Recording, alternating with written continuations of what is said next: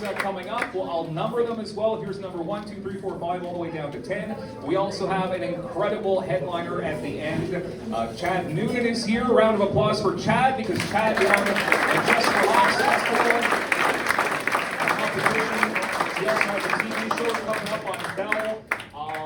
So we'll be tabulating the votes when Chad is on stage. But ladies and gentlemen, if you're ready, we are ready. It is contestant number 1. Also, friendly reminder, do not heckle when these amazing contestants are up here. You can heckle me all if you want, I don't give a shit. But these amazing people have handcrafted these beautiful sets, and they don't want to be distracted, okay? So please keep that in mind and keep the talking to a minimum, please. Okay, ladies and gentlemen, first contestant tonight, the Mike McDonald Summer Comedy Competition, JP Brunel.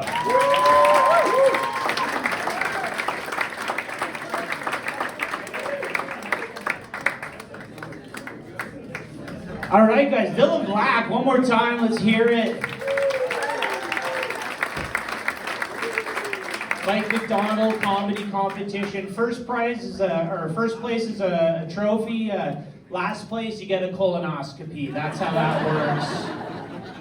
Man, packed show tonight. I'm glad to see it. Didn't know how many people are going to make it. You know, it's tough traveling, right? Airports have been shut. Anyone affected by the Air Canada strike? Clap.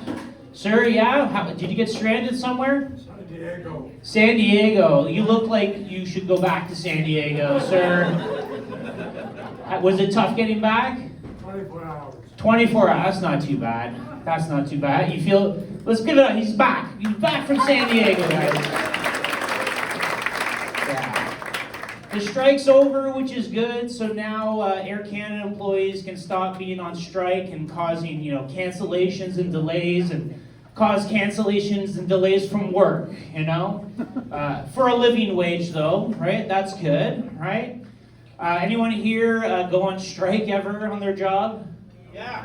Yeah? Really? What did you go on strike for? I was an EA. What's EA? That's my favorite video game company. Do you play Battlefield? How long were you on strike for? It was just one day. One day? Okay. That's not really, it's just like a long weekend. Do you like your job?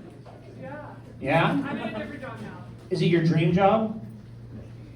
No? What would your dream job be if you could pick anything? Anything. Quickly, we only have 7 minutes. Doctor, she wants to be a doctor, guys. Let's give it up for her hopes and dreams. Hopes and dreams. We're aspiring today. I'm in healthcare too. I like my job. My job's, I'd say it's one of my dream jobs. I'm a registered acupuncturist.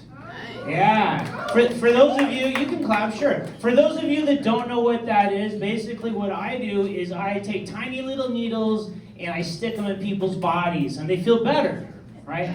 Proving that you don't need to be a politician to make a living stabbing people in the back.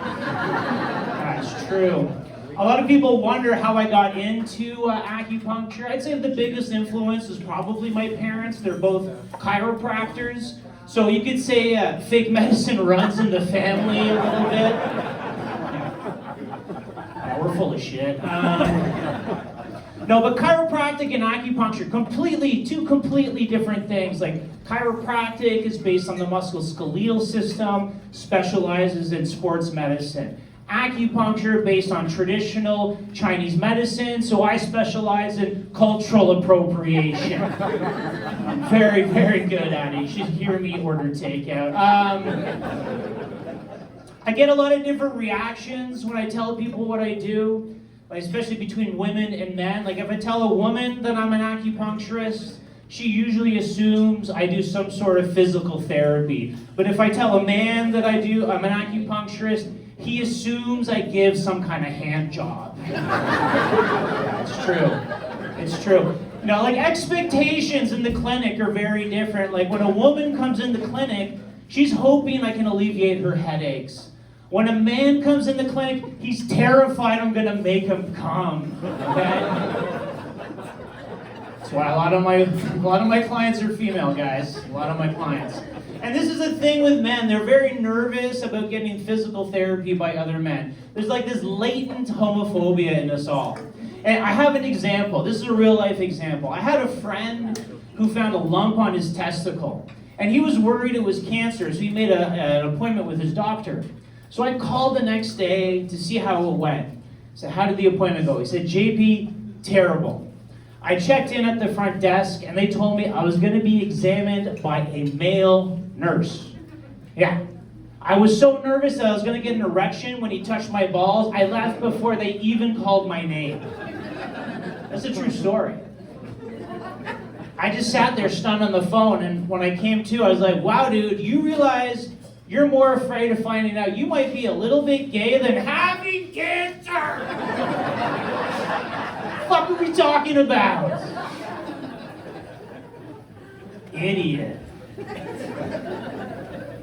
So fear is the biggest thing. It's the biggest obstacle from people like to come see me at the clinic. But that's not the biggest fear. The biggest fear, and this is men and women, they tell me, JP, I would come to get acupuncture from you, but I'm scared of getting needles. Exactly. That's right.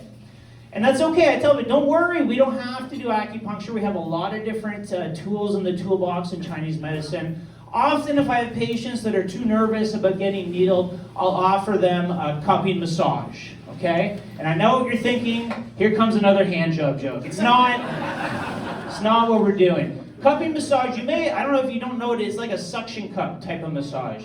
You might have seen it on like a lot of Olympic athletes, especially the swimmers. They have these big circular bruises all over their body. It looks like their physical therapist is some kind of fucking Mortal Kombat finishing move on their back, right? It's very effective though, I love it. Cupping is one of my favorite therapies. Cupping is for the patient that is too afraid of needles, but very comfortable with the aesthetic of police brutality. It's weird, it's all in the mind, guys. Now, physical therapy turns you off. We have one more form of therapy, one more service we can offer you, and that's herbal medicine. It's like our pharmaceuticals, okay? And it's very similar to like Western medicine. Like take erectile dysfunction, for example. All right, I feel like there's a lot of that in this room tonight. For erectile dysfunction, it's very similar. Like in Western medicine, you'll have like dick pills, right? Like Viagra. In Chinese medicine, so we have tiger dick pills, okay?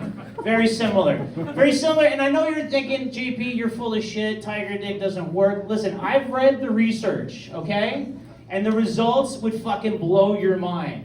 It turns out, according to the data, okay, that for erectile dysfunction, nothing works better than just dating someone hotter. That's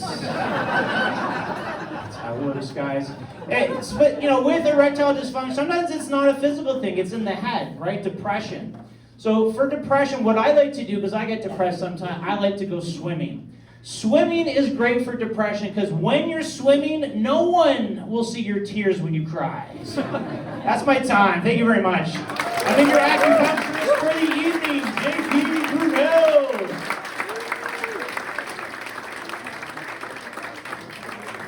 You hear the word erection that many times.